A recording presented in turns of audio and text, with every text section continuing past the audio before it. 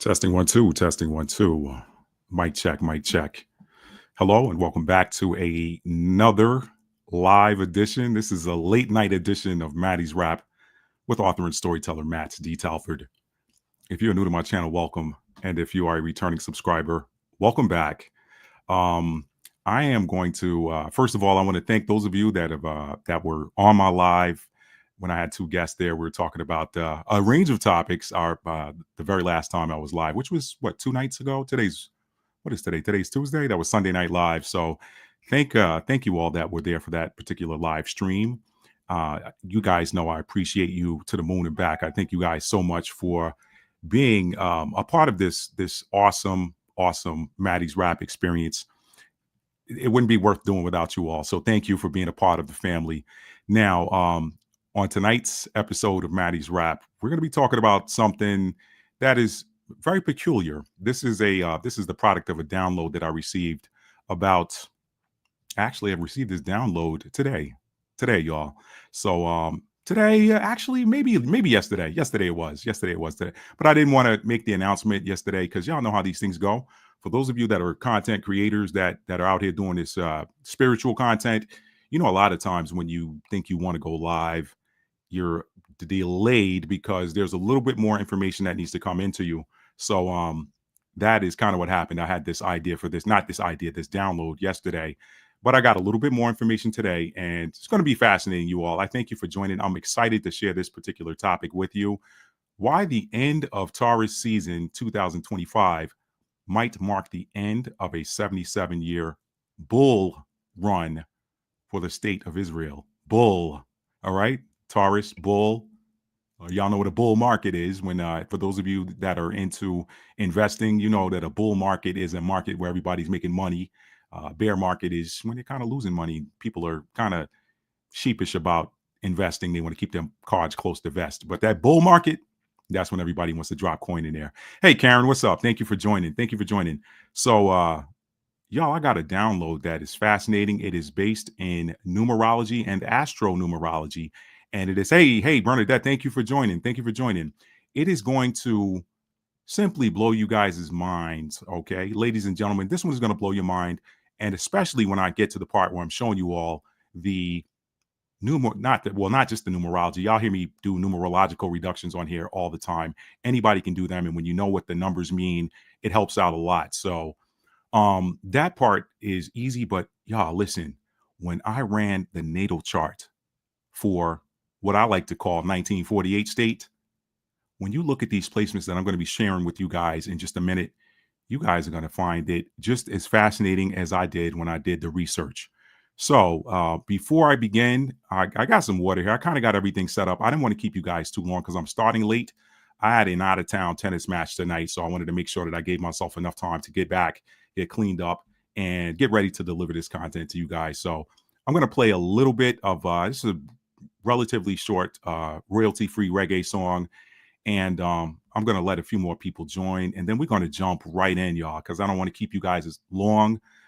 Shout out to those of you that jump in on every live. I appreciate each and every one of you. Those of y'all that are in the chat right now and those that are watching, please do me a huge favor. Y'all know the vibes. Okay, vibes. Please click that like button on your way in because that's going to trigger the algorithm. It's going to trip the switch and let more people know that we're live talking about this fascinating topic. Again, why the end of Taurus season? And y'all know May 20th, we're I'm on Eastern time. So we're just about an hour and 40 minutes away from the end of Taurus season and the beginning of Gemini season. So today's date is perfect. And I'm going to show you guys again some fascinating things. Let me play a little bit of royalty-free reggae music just to kind of let a few more people join. And then we're going to get started, y'all. Thank y'all for being here tonight.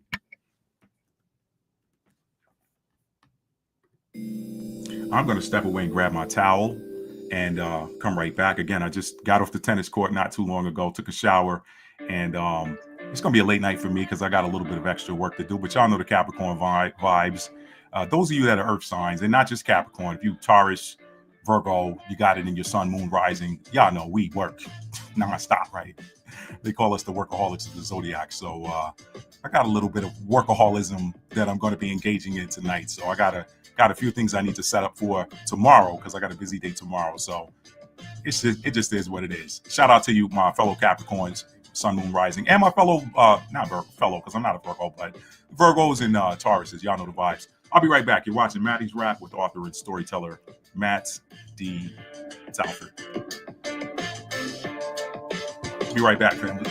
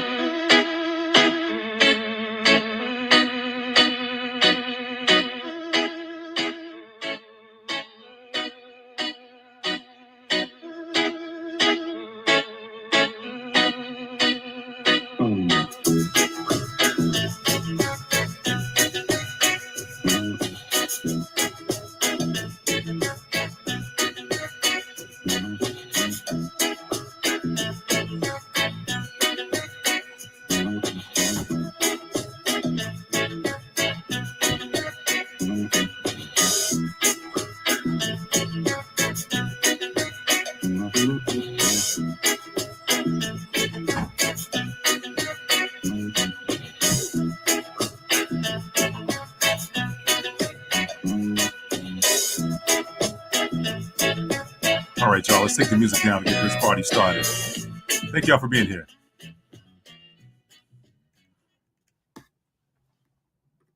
All right, let's get this show on the road, family. And I had to restart my computer. I had some links open.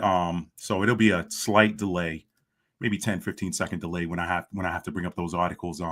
Had to restart the computer earlier today. I had those tabs open, but wanted to restart to make sure weren't going to have any issues going into the live stream tonight. So it may be a little bit of a delay. I got some articles I want to show you guys. So, but anyway, let's get started without further ado. Thank you all for being here. What's up, Space Elf? What's up, Beauty of Core Physics? And shout out to everybody else in the chat. If you haven't done so already, please do me a huge favor and help more people to know that we're live by tapping that like button for me. And if at the end of the broadcast you don't like it, you can unlike it, okay? Or you can thumbs down it or do whatever works for you. But for now, help me out now. Tap that like button. Now, why the end of Taurus season 2025? Wait a second here. Wait a second. Hang on. Let's close this. Got that one closed. Okay. And I want this too. Let's do that. Okay. Little housekeeping before we get started. All right, family, let's go. Thank you to everybody in the chat here. And for those of you who are watching, let's get this party on the show on the road so we can get off the road, okay? Why the end of Taurus season 2025 might mark. I said mark. I didn't say like it was going to be the end today, okay? No Adele Skyfall. Okay, this is the end. Hold your breath and count to 10. It ain't happening tonight, so we don't have to sing Skyfall, all right?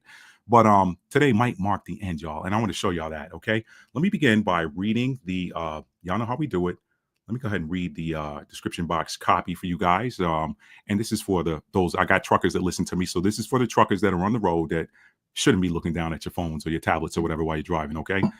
Why the end of Taurus season 2025 might mark the end of a 77-year bull run for the state of Israel that I so affectionately call 1948 state. That's pretty much what I call it. But, the world knows them as Israel because that's the name they adopted when they declared their statehood on May the 12th, Taurus season 77 years ago. All right. So today, 5/20/2025 is a week of decades, a week of years, and a rough week of days. Okay. We know a week is 7, right? So we're talking 7 decades, 7 years, and roughly 7 days, 7 or 8, give or take one, since the Declaration of the State of Israel, which took place on 5/12/1948 at roughly 1600 hours in military time, local Tel Aviv time.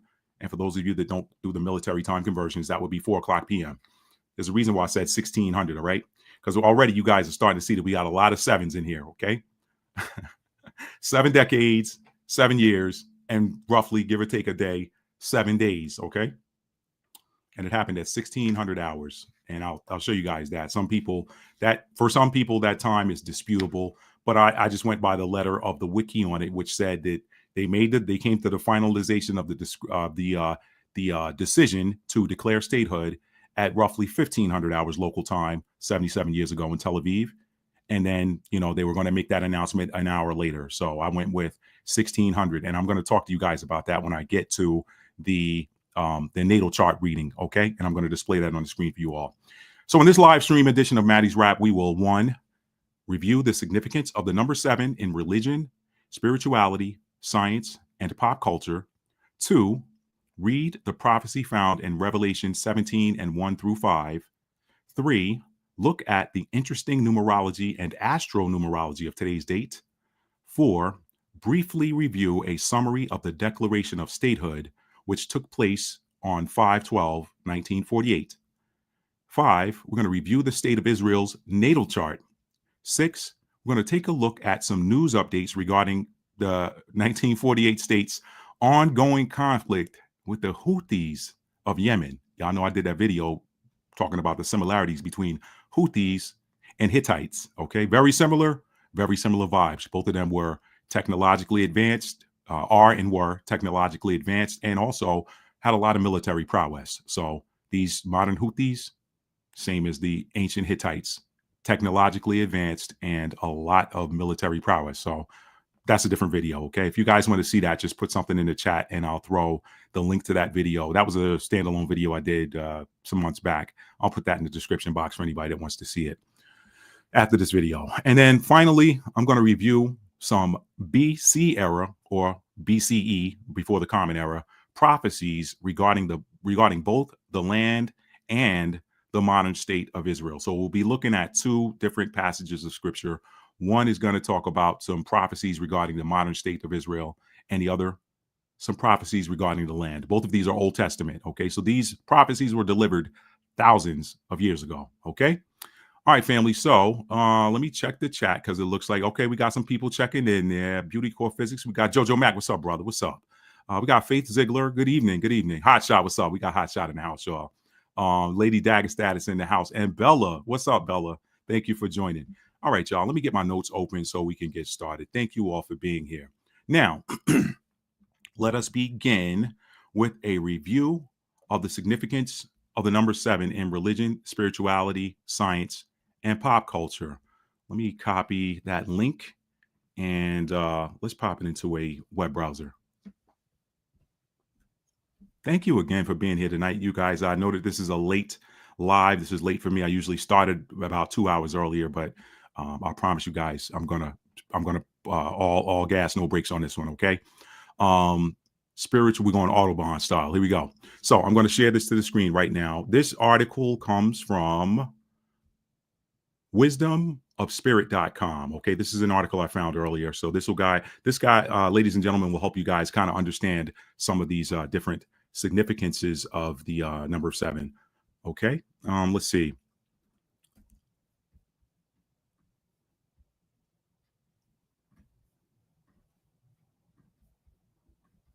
Okay, let me make sure that's sharing. It is. Let me make it a little bigger. All right. Spiritual Meaning of the Number 7 by Sophia Rose. This article was posted not very long ago, 11/5/2024. The number 7 has held a special place in spirituality, mysticism, and philosophy across cultures and belief systems. Known as the number of spiritual awakening, enlightenment, and intuition, 7 symbolizes the journey to inner truth and a deeper understanding of life's mysteries.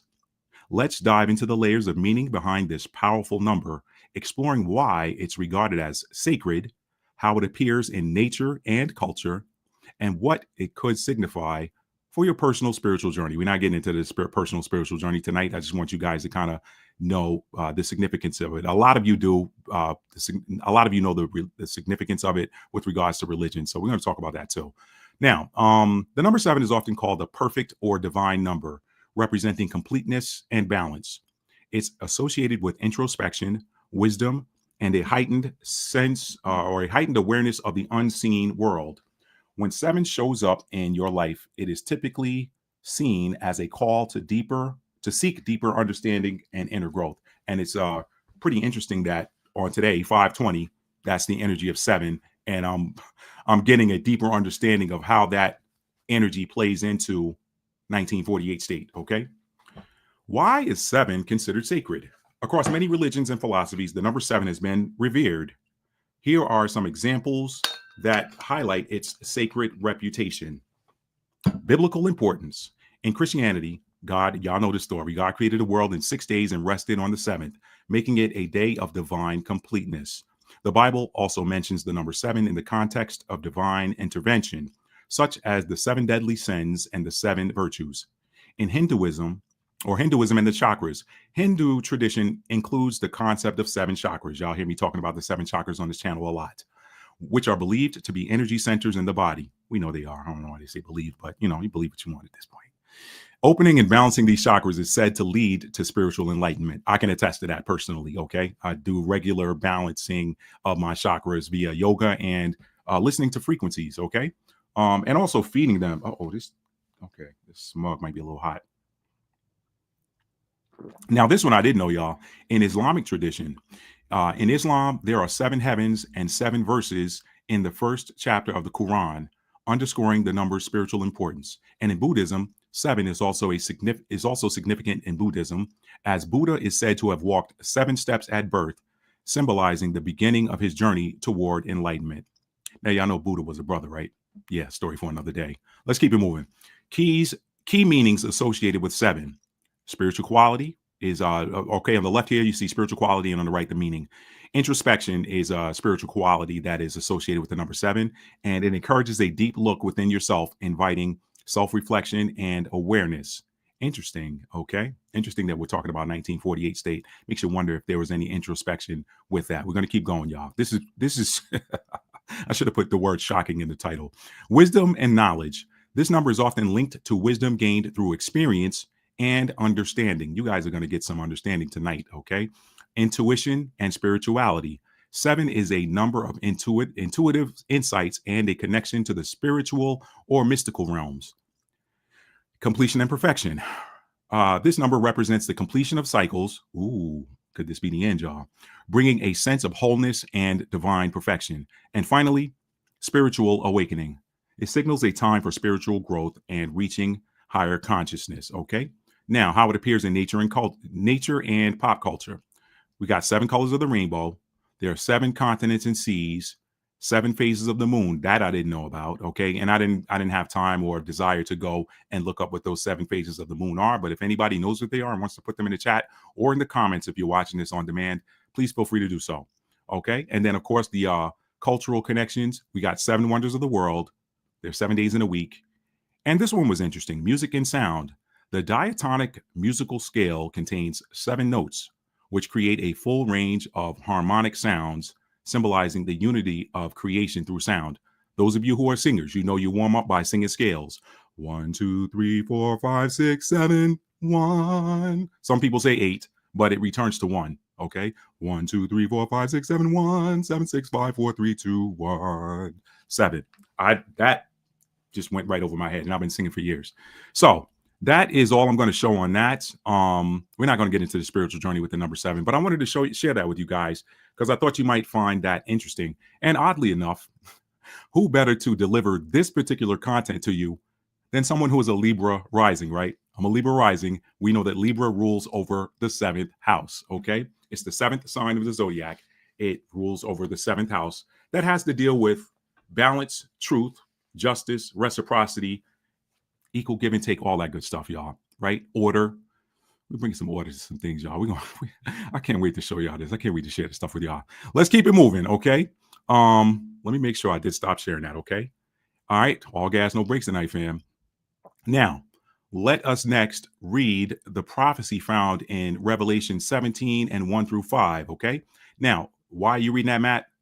If you guys saw the thumbnail, I have that as a subtitle in the thumbnail. Revelation 17 and 1 through 5. Very profound, and I think it has everything to do with what we're talking about tonight. Okay, so I'm going to bring that up right now. And guys, I'm going to, ladies, fellas, I'm going to speed through this. So I'm going to wait. Maybe I'll check the comments after. Let's see how many bullet points we have here. 1, 2, 3, 4, 5, 6, 7. We have 8 bullet points. Okay, so I'll stop and maybe halfway through and check comments, and then we'll keep it moving. Okay. Now let's read the prophecy found in Revelation 17 and 1 through 5. Let's bring that up.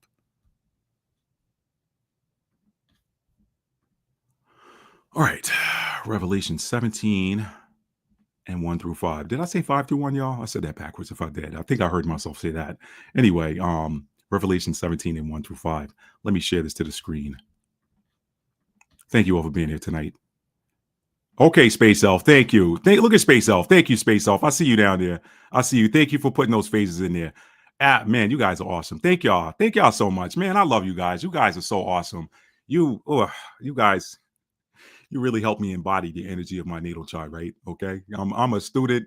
I'm a student when I'm teaching, and when I'm in the classroom, sometimes I end up teaching. So that's kind of how that works when you're a Libra rising. Libra risings have Sagittarius in the 3rd house, which is the sign of the teacher in the house of learning. And opposite that, they have Gemini in the 9th house, which is the sign of the student when you should be in higher learning, wisdom, and as the teacher. So, I tell you all the time, when I come on here to teach, I learn from you guys. And when I'm in the classroom, sometimes when I'm in classroom settings, sometimes I end up teaching. Just has been happening naturally my whole life. Anyway, let's bring this on up. All right. Let's see. Space Elf said waxing crescent, 1st quarter, waxing gibbous, full, waning gibbous, last quarter, and waning crescent. Okay. Oh, how does the new moon fit in there? Is that isn't the new moon a phase too? Just curious on that. So yeah, just curious on that. So you can put it in the chat if you want to, Space Off. That's just something I'm curious about, because just in guessing, I would have figured that 2 of those phases would have been full and new, but and then I just figured maybe there were. Well, that's 2 though, so that wouldn't be. We'll figure it out. Thank you for sharing that. Thank you. Maybe they don't count the new moon as a phase or whatever, since you're starting over from 0% illuminated. All right, so let's go. All right, Revelation 17 and 1 through 5. And there came one of the 7 angels, which had the 7 vials. Let me stop right here for a second. This was like a moment for me when I was putting this content together, because I didn't expect to see all of these 7s when I opened up Revelation 17 and 1 through 5. But that was another mind-blowing moment for me. So here's more 7 energy. I told y'all today is a very powerful portal. I'll talk about that in a minute. Revelation 17 and 1 through 5. And there came one of the 7 angels, which had the 7 vials, and talked with me, saying unto me, Come hither, I will show unto you the judgment of the great whore, which sitteth upon many waters. Keep that word whore in mind, okay? Keep that in mind. I'm going to show y'all something very significant in the natal chart of 1948 state, okay? Verse 2. With whom the kings of the earth let me back that up. I will show unto thee, let's go here, midway through. I will show unto thee the judgment of the great whore that sitteth upon many waters, with whom the kings of the earth have committed fornication, and the inhabitants of the earth have been made drunk with the wine of her fornication. Verse 3. So he carried me away in the spirit into the wilderness, and I saw a woman sit upon a scarlet colored beast, full of names of blasphemy, having 7 heads and 10 horns. And the woman was arrayed in purple and scarlet. Those are regal colors, y'all. And decked with gold and precious stones and pearls, having a golden cup in her hand full of abominations and filthiness of her fornication. And upon her forehead was a name written, Mystery, Babylon the Great, the mother of harlots and abominations of the earth. Okay. So you have this reference to whore here in the first verse. And then you have mother of harlots here in the 5th verse. Okay. Mother of harlots and abominations of the earth. Pardon me, y'all. Okay. So now before I close this out, let's just go back and take a look at a couple of things, some symbolism that jumps out at us. I'm going to show you guys in the natal chart the connection to whore and mother of harlots, okay? But now when you talk about cup, golden cup in her hand full of abominations and filthiness of her fornication, I'm going to throw a little tarot reference in here. Cups have to deal with emotions, okay? Emotions, energy, emotions, the emotions. So, and cups, of course, are something that you drink from. Having a golden cup, gold money, okay? Keep that in mind. Okay? The inhabitants of the earth in verse 2, and the inhabitants of the earth have been made drunk with the wine of her fornication. Sleeping with everybody, okay? Who are we talking about here? All right? Great whore, sleeping with everybody. The inhabitants of the earth been made drunk with the wine of her fornication. Now, there's some references for those of you who are familiar with Revelation chapter 17. That and if you go further down, when it talks about the seven heads and 10 horns here, there's some references to these 10 horns being kings, and some even say that the 7 heads are the 7 hills around Rome. But we're going to get to that. Okay. The main takeaway I want you guys to take away from these 5 verses are the word whore here, okay, and then mother of harlots. Y'all know what harlots are, so this is the mother of them. Not only is this reference to a whore, but this particular whore is the mother of all of them. Okay, we're gonna get to that. Let me stop sharing this and keep it moving. I'm gonna come back. I want y'all to keep that word in mind when I get to that natal chart, because I'm gonna show you something. Now, let's see. Next up, we want to take a look at let's see, read the prophecy found in Revelation 17, 1-5. I've done that. The colors I spoke on, y'all, those colors have to deal with royalty, okay? Royal colors, purple. That's also crown chakra, okay? Keep that in mind. Some of y'all might have something that you want to add in there that's going to enlighten the folks. All I do is put it out. Y'all catch that root and grow it, okay? So somebody might have something they want to throw in there with that. But purple and scarlet. Scarlet is a different color. Let me go back to that reference really quick. Slowing down a bit, but we're going to pick speed back up. All right. Verse 4, and the woman was arrayed in purple and scarlet color. Okay. Y'all know scarlet is like red, purple. So you got the fullness here. You got the root chakra in scarlet and the crown chakra in purple. So it's like from the bottom to the top. A woman was arrayed in purple and scarlet color and decked with gold and precious stones and pearls, having a golden cup in her hand full of abominations and filthiness of her fornication. So when you're talking about those colors, purple and scarlet, it's like 1-7, the chakras, okay? The bottom, the root is scarlet and the crown is purple, okay? And we also know that purple is a color of royalty. Okay, let's see here. Let's see. Now, I think that the colors mentioned link back to the ancient Romans. Scarlet, red. Let me see. Where else did we see that color? Let's see. Kings of the Earth of community. Okay. Yeah, those are the colors. I saw a woman sit upon a scarlet colored beast. I saw a woman sit upon a scarlet colored beast. The beast and the dragon. The beast and the dragon. I broke this down in other prophetic or other prophecy videos talking about how the beast is Rome or the Roman Catholic Church, and the dragon, I've spoken on this a number of times. Y'all look at what's in the Vatican Conference Hall. There's your dragon. The dragon is who the beast worships. Okay, the dragon is who gives power to the beast. If the beast is Rome, scarlet. Y'all know what color the ancient Romans wore, especially when they went to battle. Okay, so I saw a woman sit upon a scarlet colored beast. Now, a lot of y'all see 1948 state as Zionists. Matt sees them as the offspring of the ancient Romans. I'm going to talk about that later. Okay. Now, and I'm going to talk about how that, again, that mother of harlots and that word horse shows up in the natal chart. Let me stop sharing here. All right. We are on bullet point number 3. So we're going to look at the interesting numerology of today's date. Okay. Now, today's date, y'all, is 5:20 for at least another hour and some change here, East Coast time. 5:20. Reduce that numerologically, you got 5 plus 2. That's 7, right? So that's number 1. And then if you look at the month, day, year, you're looking at 5, 20, 25. Okay. So you got a double 7 there. 5 and 2 for 520 is 7. And then if you just use the YY year format, this is year 25. That is 7. So you got double 7.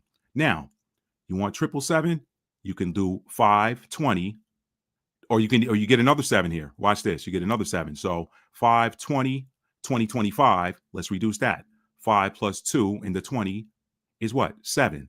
You take 20, 25. That reduces to 9. 7 plus 9 is 16. 1 plus 6 is 7. This is a very powerful 7 portal that is specific to 1948 state. Okay. All right.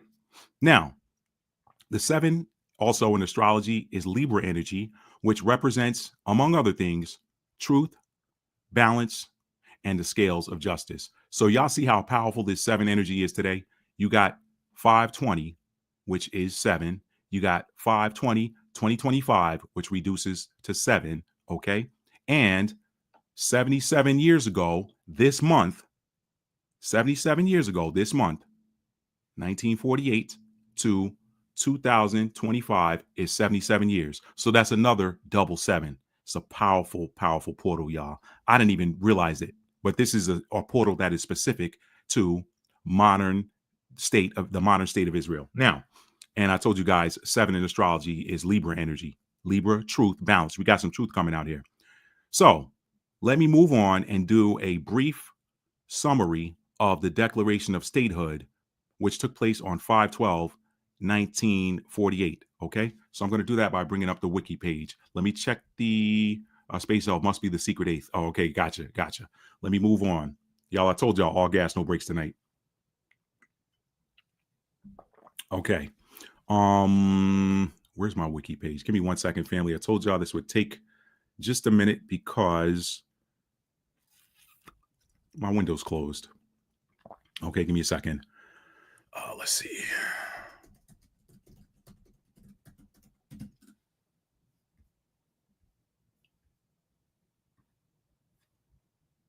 All right. Let's see. Is this the one I want?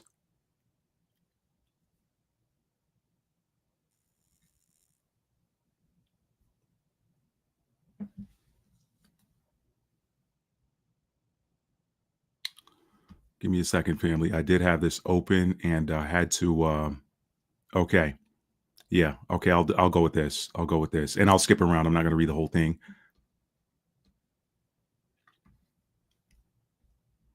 Remember, Israel was declared to be a state. The modern state of Israel declared its statehood during Taurus season 1948, which also happened to be a north node in Taurus. So they definitely tapped into that Taurus energy. Taurus is the ruler of the second house, which is the house of personal possessions. It is also the house of acquisitions, the house of that is where money lives. All of those are second house themes. Now, let me share this to the screen.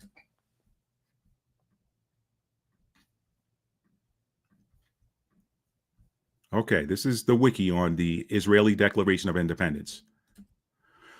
The Israeli Declaration of Independence, formerly the Declaration of the Establishment of the State of Israel, was proclaimed on 14 May 1948 at the end of the Civil War phase and the beginning of the international phase of the 1948 Palestine War by David Ben-Gurion, the executive head of the World Zionist Organization and chairman of the Jewish Agency for Palestine. It declared the establishment of a Jewish state in Palestine, or the land of Israel in the Jewish tradition, to be known as the State of Israel, which would come into effect on termination of the British Mandate at midnight that day. The event is celebrated annually in Israel as Independence Day, a national holiday on 5 Iyar of every year, according to the Hebrew calendar. And this is why the Jewish Independence Day, it fluctuates, it moves around. It's not in alignment with the Gregorian calendar. It is in alignment with the old Hebrew calendar. Okay. Now, I am not going to read this Balfour Declaration part. I'm going to jump down here to the Minhalet Ha'am vote. On 12 May 1948, the Minhalet Ha'am, or the People's Administration, was convened to vote on declaring independence. 3 of the 13 members were absent. The Yehuda Leib Maimon, that almost sounds like Mammon, right? You cannot serve God and Mammon. Interesting. Anyway, the Yehuda Leib Mammon, yeah, I said that, and Yitzhak Gruenbaum being blocked in besieged Jerusalem. So they couldn't get out to come make the vote in Tel Aviv because there was a siege going on in Jerusalem and they were blocked in. While Yitzhak Meir Levin was in the United States. So those are 3 of the people that were missing. The meeting started at 13. Why'd you pop up? Thank you. The meeting started at 13:45 or 1:45 p.m. and ended after midnight. The decision was between accepting the American proposal for a truce or declaring independence. The latter option was put to a vote with 6 of the 10 members present supporting it. Now, I'll show y'all here why I chose 1600 as the birth time. Final wording. The draft text was submitted for approval to a meeting of Motzet Ha'am at the JNF building in Tel Aviv on 14 May. The meeting started at 13:50 or 1:50 p.m. and ended at 1500, 3 o'clock. Okay, so it lasted about an hour and 10 minutes. And an hour before the declaration, which was an hour before the declaration was due to be made. So the declaration was due to be made at 1600 hours, 4 o'clock. That's why I chose that as the birth time. Despite ongoing disagreements, members of the council unanimously voted in favor of the final text. During the process, there were 2 major debates centering on the issues of borders and religion. Okay, I wanted to give you guys just a little backdrop of it. There's a whole lot of history there. You guys can read that at your own leisure. Okay, now moving right along. So I wanted to read that section, and especially to point out, because you guys, when I show you the birth chart, which is coming up next, you guys might wonder, well, why did he choose 1600? I'm going to tell you, it works out beautifully when you look at it. Everything is in order when I show you guys this natal chart. So now I am going to bring that up on the screen. Let's do it. I don't need that. Let's delete that. Okay. Israel was declared to be a state during Taurus season with this powerful 7 portal today, multiple 7 portal, 77, 77, 7777 portal today. It could signal the end. All right. Why? We know it's 7. 7 is completeness in spirituality and a bunch of different world religions. This is why I'm going down this path. All right.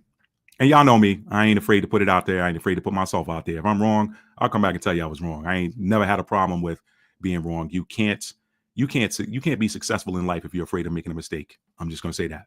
All right. Now, so let's bring up this natal charts. Give me un minuto, por favor. Let's get rid of that. And let's go to Astro Seek, because that way it keeps it all on one page. And I'm going to pop in the numbers. We are saying that was the 12th of May, 1948. And we're working with 1600 hours or 4 p.m. And the birthplace was Tel Aviv. All right. Let's calculate the chart. And now let's get down to the nitty gritty, because I know y'all love when I do these natal chart breakdowns for y'all live. So let's do it. All right, let's make sure you guys can see this on the screen. It's a little tight. Let me see if I can make it a little bigger and still fill the window. No. Well, you know what? You guys can see the relevant portion there. I'm not going to read from the chart. I'm just going to go here summary style. So I could read the symbols, but most, unless you've studied astrology, you won't know what these symbols are. And I don't want to make this a class. Okay, we're just going to deal with the numbers over here on the right. So as you can see, the sun was in Taurus when the state of Israel was born on May 12th, 1948 at 1600 hours. The sun was in Taurus in the 8th house. The sun was in Taurus in the 8th house. Y'all put it in the chats. All right. We're all adults here. I didn't see any children popping onto this chat here. Y'all put it in the chat. Where are my astrology people that know a little bit about astrology or know enough to be dangerous? Okay. Or my astrologists or astrologers in there. Somebody put in the chat what one of the central themes of the 8th house is. Put it in the chat. I'm going to pop over here and watch. I'm going to wait for a second. Y'all put in the chat if you know what one of the major themes is, and tie it back to that word I told y'all to remember from the scripture passage in the book of Revelation. Tell me what's happening in the 8th house, somebody. I'm going to wait on y'all. Tell me what's happening in the 8th house.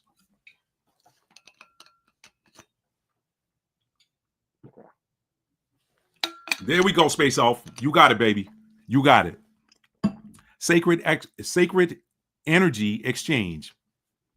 Y'all make that an acronym and you already know what's going on, okay? Do me a favor, hit that like button, guys. If you're new coming in and you haven't done so already, tap that like button for me, please.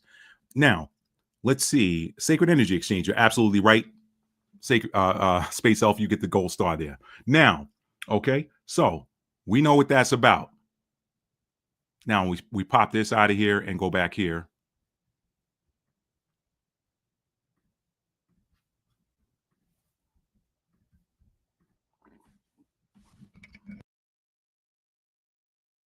Y'all, I'm getting pretty quick with this mute button. Okay, here we go.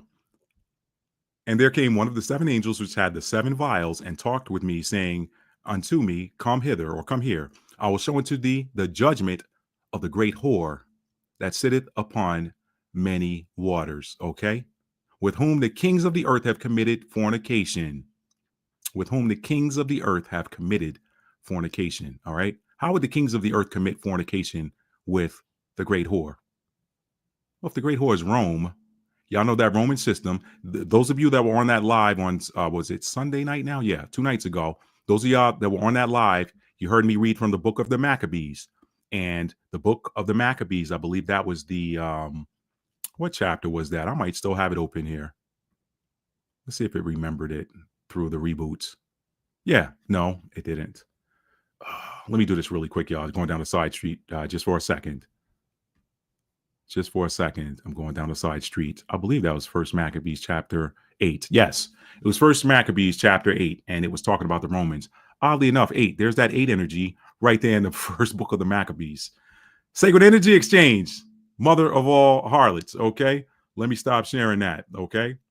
Oh wait, I'm not sharing that. I'm in the. Okay, let me close that. Let me minimize that. I'm over here in the olive tree, so let's get back there. Okay, so y'all know that was from First Maccabees chapter 8, where it was talking about the layout of what the Hebrews discovered about, or what they were telling about the Romans and how they ran their government. Okay, so we know that was talking about Rome too. The great whore that sitteth upon many waters, with whom the kings of the earth have committed fornication, and the inhabitants of the earth have been made drunk with the wine of her fornication. That is Rome energy, y'all. Rome energy. Rome energy. Verse 5, and upon her forehead was a name written, Mystery, Babylon the Great, the mother of harlots and abominations of the earth. Let me stop sharing that and get back over to this natal chart. want y'all to see that eight energy there. Okay.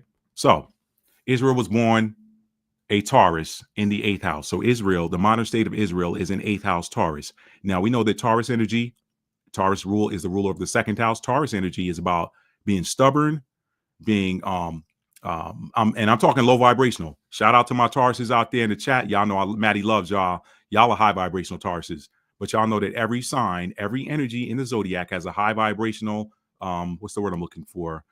Expression and a low vibrational expression. This country right here, this state, see, y'all tell me if y'all think it's a high vibrational state or a low vibrational state with everything that's been going on since his birth. Wait, don't answer that. The natal chart will answer it for you. Okay, so sun is in the eighth house. The sun's in Taurus. Interesting. Okay, now the moon, it's a Cancer moon. It feels. It's a Cancer moon with the moon being in the ninth house. The ninth house is about, that's where religion lives. Okay, I'm going to speed through this. The ninth house is where religion lives. Now, interestingly enough, it's in 6 degrees of Cancer. That 6th degree is the degree of Virgo, which is about service, detail, service, okay, work. So it has a heart for work or service in the area of religion. This is the modern state of Israel, 1948 state, okay? It was born during a new moon, okay? Let's keep it moving. Mercury is in Gemini. Okay, Mercury is in Gemini. In which house? The eighth house. Okay, the eighth house. So we also know that the eighth house is the house of magnetism. Okay, when you have people that have a lot of eighth house energy, they or life path 8 people. When you see that 8 number showing up heavily in someone's numerology or astrology, that person is going to be very magnetic, high vibrational or low vibrational. They're going to be very magnetic. Now, Mercury, we know, is the energy or the planet that governs over communication, information, and learning. With it being in Gemini, it's right at home. Why? Because Gemini is ruled by the planet Mercury. So it is at home. When my 1948 state was born, its Mercury sign is at home because it's in the sign of Gemini. Okay, so Mercury is at home in the sign of Gemini. Now, I'm gonna pop down here for a second to the ascendant. It is a Libra rising. Y'all know the characteristics of Libra risings. They tend to be balanced. Okay, they tend to be honest. Okay, we're gonna talk about that. We're gonna talk about that, right? Because remember, I told you there's a high vibrational and a low vibrational aspect of every or low vibration, high vibrational expression and low vibrational expression of all the signs. Y'all can, if I had to put all of my chips in one basket with regards to the 1948 state, would I put my chips in the high vibrational basket or the low vibrational basket? I'm putting my chips in the low vibrational basket because that's how I see 1948 state. Because again, some people call them Zionists. I call them the offspring of the Romans. We know how the Romans got down. That was one of the most murderous societies throughout history.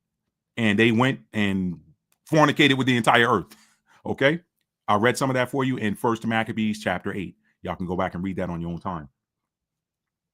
Interestingly enough, again, there's that 8 energy describing Rome, which was very magnetic. There's a reason why people say, oh, this is so romantic. Romance. Pay attention.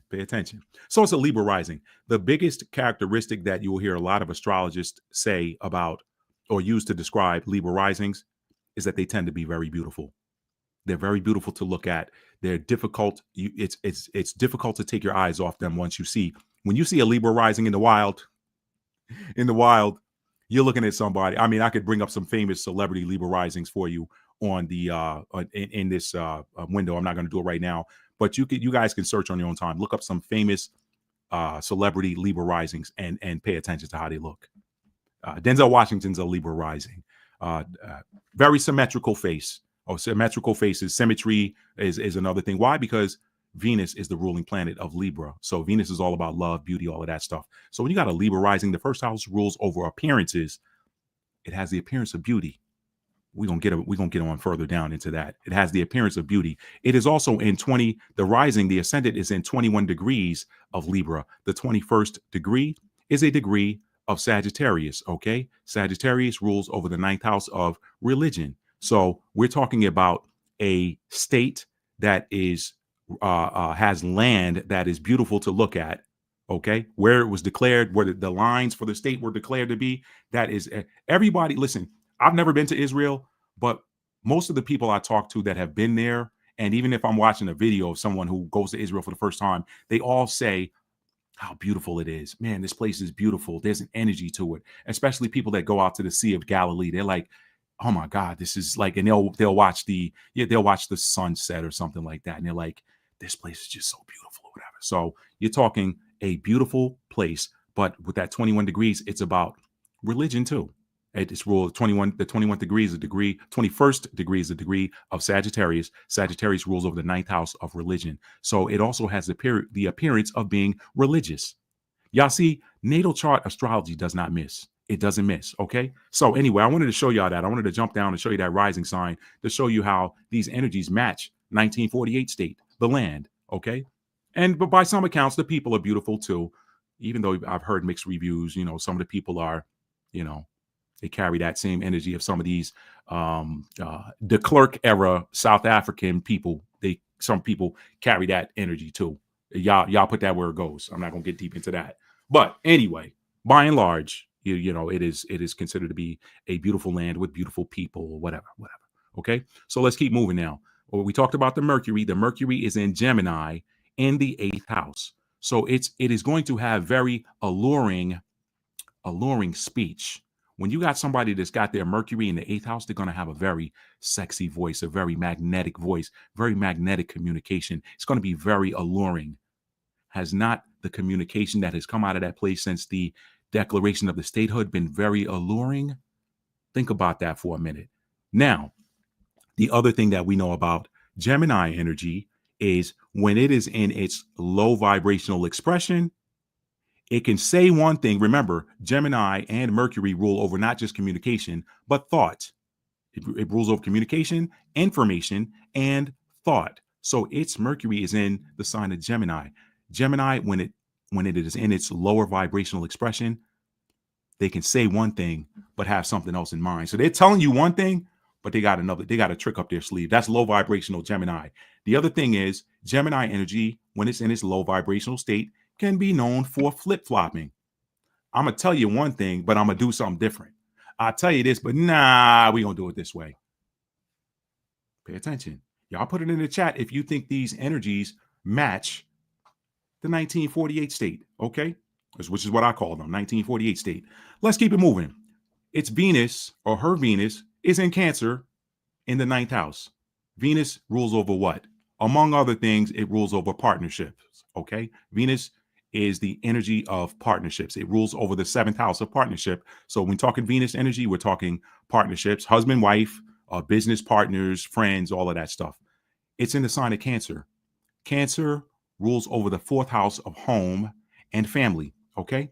Now, when you think about Venus and partnerships, let's deal with the business part. Well, we can actually look at this in two ways, because when you look at the core people of 1948 state, this Cancer energy shows up big time in Venus. Venus in Cancer shows up big time. Why? Because they tend to marry within themselves. This is what I'm hearing. A lot of the religious zealots of 1948 state, they have this hardline approach of, Orthodox so-called Jews do not marry outside of Jewry. We keep that. Hey, we got to keep this bloodline pure, so to speak. Okay. So they tend to marry within their own culture. You don't see a lot of marriage outside of the culture. That's number one. So that's all 4th house energy. We're keeping it here in the house. Number two, business partners. When you talk about doing business, they tend to dominate, or not dominate. They tend to do business with each other. Primarily, it was the word I'm looking for, not dominate. They tend to primarily prefer to do business with each other. There was this saying back in the day when they were comparing and contrasting so-called black folk in America to so-called Jewish folk. They say, man, you know what? Our dollar is the only dollar that leaves. As soon as we get it, it leaves our community. Okay. As soon as you get your money, you run it down here to this spot, that spot, that spot, that spot. And our dollars don't turn over in our communities.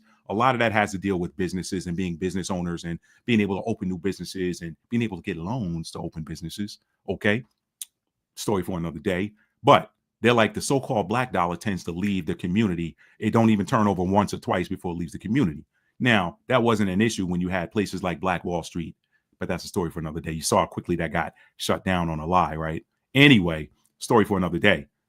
When in comparing that, it's like, man, our dollars leave as soon as we get them. But if you compare that to the Jewish dollar, that dollar turns over like 10 or 11 times before it leaves their community. Venus and Cancer.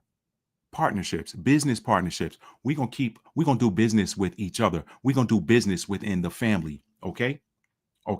And then of course, the ninth house is the house, it is the house of religion, it's the house of expansion, it's the house of foreign affairs. So not only that, but they tend to deal with foreigners as well, but with different stuff. I mean, if you want to talk about, hey, well, we turn the dollars over within the house, but hey, when we need money for weapons, then let's partner with somebody outside of here. Ninth house, house of foreigners, foreign affairs is the ninth house. So Venus in the ninth house could suggest partnerships with foreigners as well. What types of partnerships? They tend to be defense type partnerships. Okay. Am I right or wrong? Am I missing? Have I missed yet? Okay. And that Venus being in 3 degrees of Cancer is going to deal more with that Gemini energy and communication. A lot of talk, a lot of talking. Now, again, some of those partnerships also have to deal with religion. Now, ninth house is the house of religion as well. But the bigger theme that Mattie likes with the ninth house is the house of expansion. So we're going to partner in with each other to achieve expansion. Okay. Expansion of what? Expansion of home, expansion of the homeland. Okay. The greater 1948 state project. Y'all have heard me talk about that in other live streams. Okay. So all of that shows up right here in this Venus in the ninth house. Now let's move on down to Mars. This is interesting too, because this is where it gets interesting. Mars is the planet of action. It's how we take action. It's our power. It is also aggression. It is also how you behave when it's time to go to war, right? Mars is the planet of war, fighting, conflict. That Mars is in Leo, right? So anytime you see Leo energy in a chart or fifth house energy, you're talking about shine. So this country, this 1948 state, shines in the area of war. Was that not the Romans? Has that not all they've been doing since the Declaration of the State? Weren't they doing that before they declared the state? Y'all, these natal charts do not miss. A natal chart will tell you everything you need to know about a person, a country. Your natal chart will tell you what you want to know about your dog. I kid you not. If you got a dog, you got a cat. If you got their birth certificate, you know what date they were born, what time. That's going to tell you everything you want to know about that animal. It's energy. It's energy. People look too much at the packaging and miss the energy. Okay. So we're talking about their Mars, their conflict energy is in Leo. And guess what? It's in the 11th house. What is the 11th house? The 11th house is the house of group participation, group energy. Okay. Leo, that is also leadership energy as well. Even though it's a fixed sign, not a cardinal sign, Leos tend to take the lead in a lot of things too. It's fixed energy. So we're talking fixed fire. When it's time for them to take action, that Leo's like, look, I'm not changing my mind. We doing this. Is that not the energy of this place now? Oh no, we're going to go over here. We're going to go and we're going to bomb Gaza. No American president is going to talk us out of this. We're doing this for our people, for the security. Leo energy. But guess what you got to do? Got to partner with somebody. 11th house is the house of group membership, partnership. It's Aquarian energy. So you go to war for what you see as the greater good. Now, 11th house is ruled by Aquarius, which is ruled by Uranus, which is the planet or the energy of sudden, unexpected change. Sudden, unexpected change. It also rules over technology too. So when it's time to go to war, you're using technology, you're using innovation, Iron Dome, David's sling, all of that stuff. Okay, all of that's right here in this war energy. But this is what gets me. That is the house of group participation, the 11th house. So guess what they've done since the beginning? When they need to go to war, they got to get allies, right? Biggest allies who? United States and Britain. The biggest one by and large is the United States, even though Trump is Trump doing some other stuff. Trump on some other type of time right now. But anyway, I thought that was interesting, y'all. Mars in the 11th house that's somebody that can out of nowhere just boom go to war.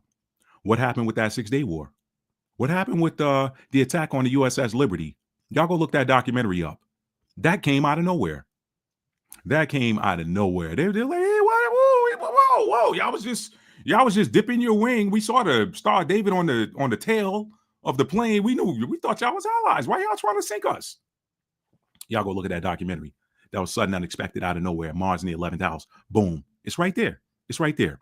Let's move on down to Jupiter. Jupiter is in Sagittarius. Jupiter is the energy of expansion.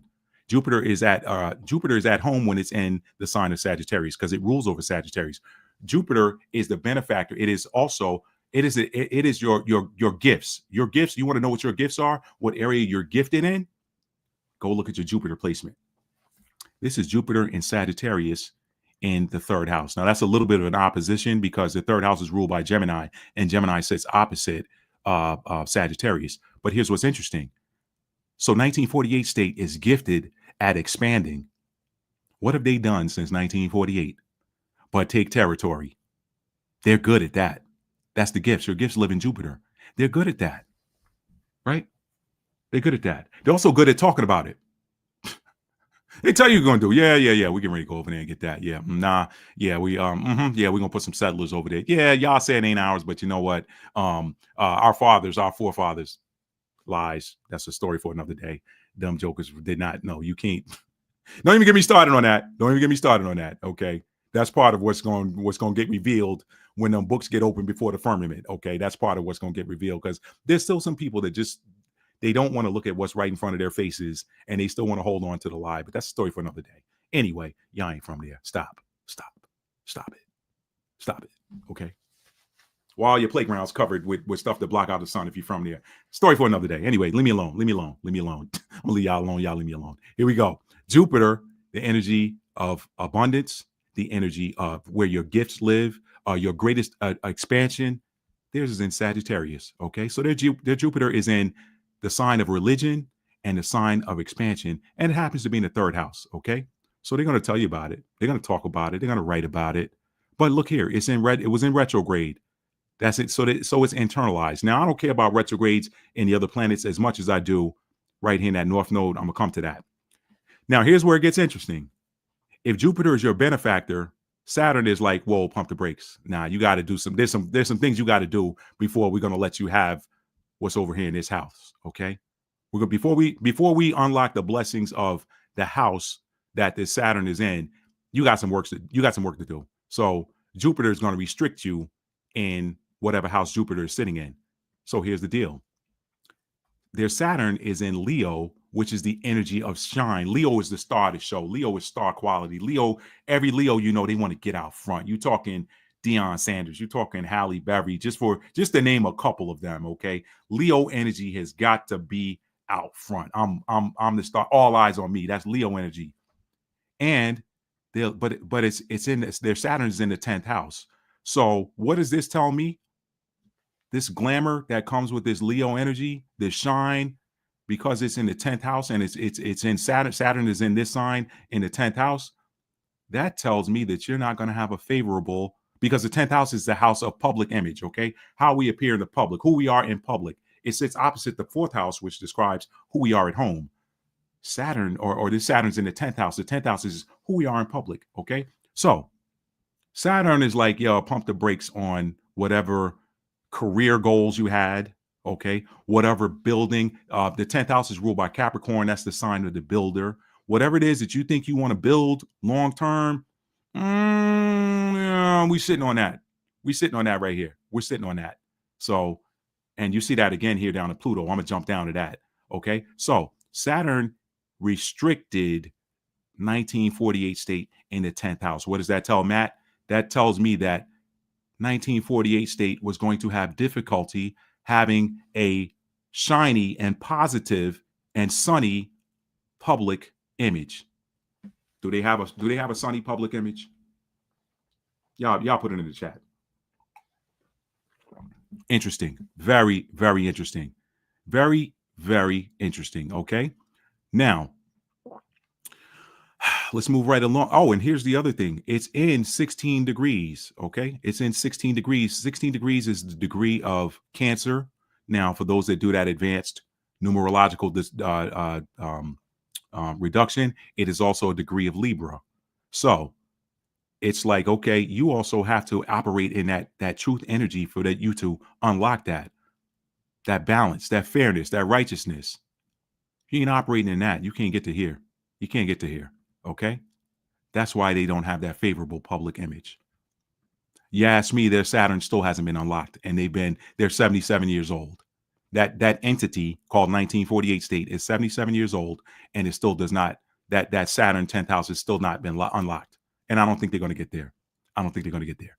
Now, I'll come to Pluto. Uranus, I just told y'all, Uranus is sudden, unexpected change energy, is innovation energy. It is revolutionary energy. Their Uranus is in the sign of Gemini. So that is unexpected communication, okay? And it's in the 9th house. So again, the house is the house of that 9th house is the house of expansion. It is the house of expansion. It's the house of religion. They've done a lot of they got a lot of Uranian 9th house energy because there's a lot of sudden, unexpected expansion all the time with that country.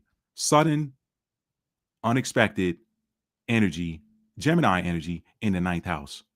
So out of nowhere, boom. And again, that is pretty much almost a conjunction. People that get into the degrees, they'll tell you, man, that may or may not be a conjunction, but I'm looking at the sign. I like to look at the sign energy. Your Mercury is the same sign as your Uranus.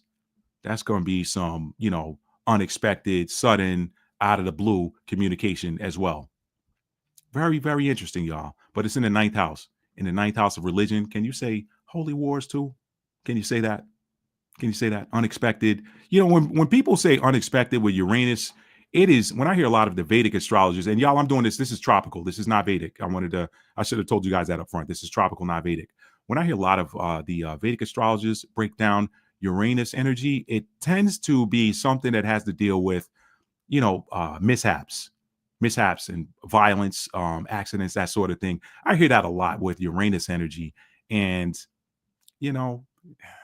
violence, sudden, unexpected violence, sudden, unexpected mishap. 9th house ruled by Sagittarius is about expansion. Let's keep it moving. It's also about religion too. Neptune. The Neptune is in Libra. Neptune is, now here's what's interesting, y'all. 12th house. The Neptune is in 12th house. I told you Neptune is in Libra. So that would suggest that the spiritual energy should be that of righteousness, okay? And that 12th house is Piscean. That is the ruler of that 12th house is the bridge between heaven and earth, the natural and the supernatural, the spirit realm and the physical realm. Remember, I tell y'all on this channel all the time, Neptune energy is cool when you're in that high vibrational expression of it. When you're in low vibrational energy, Neptune loves you. Why? Because Neptune loves playing tricks. Neptune is that trickster energy. So you got a lot of tricks. Tricks are for kids. A lot of tricks coming out of there. A lot of tricks. Okay. Neptune in Libra, the scales of balance, the scales of justice. Okay. So Neptune can be delusional if you're in low vibrational energy. So in this case, with Neptune being in Libra, you could think you're doing the right thing and you're doing the wrong thing. Let's go back here. That Saturn's in the 10th house. That's not a favorable public image until you clear that karma. It's not a favorable public image, okay? And then your Neptune is in Libra in the 12th house. So you think you're doing the right thing spiritually. And with it being retrograde, that energy is internalized. So that don't even have to be an externalized expression. That could be internalized. Hey, I believe I'm doing the right thing. This is our land that God gave to us. That shows up right here. Neptune. Okay. Neptune. You have dreams of balance. You have dreams of reciprocity. You have dreams of truth and such with regards to the spirit realm, that 12th house. Ancestry. The 12th house is also the house of ancestry. So if you're in that low vibrational expression, Libra, high vibrational Libras are about truth. low vibrational Libras are liars. I never heard this until I was out one day with some of my boys, and we were eating breakfast at this restaurant, and the waitress knew us because we came in there all the time. And one day we just got into talking about people's birthdays and what their sign is. And one of my boys said, "Oh, I'm a Libra." I had never heard this before. She said, "Oh, lying ass Libra." I was like, "Damn, I know now." This particular one of my homies, he is known to tell a tall tale every now and then. So I was like, I guess there's something to that. That was before I started studying astrology, y'all. But anyway, that lower vibrational expression, that 12th house, that's about ancestry. That 12th house has to deal with the ancestors, the connection to the ancestral realm. So is somebody lying about their ancestry? I'll let y'all answer that in the chat. Somebody does not fit the curses of Israel listed in Deuteronomy 28 and Leviticus 26, but they tell you that that's their land and the land that their forefathers had, showing up right here.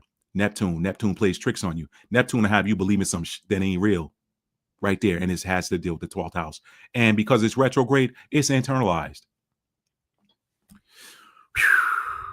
Moving on down to Pluto, y'all.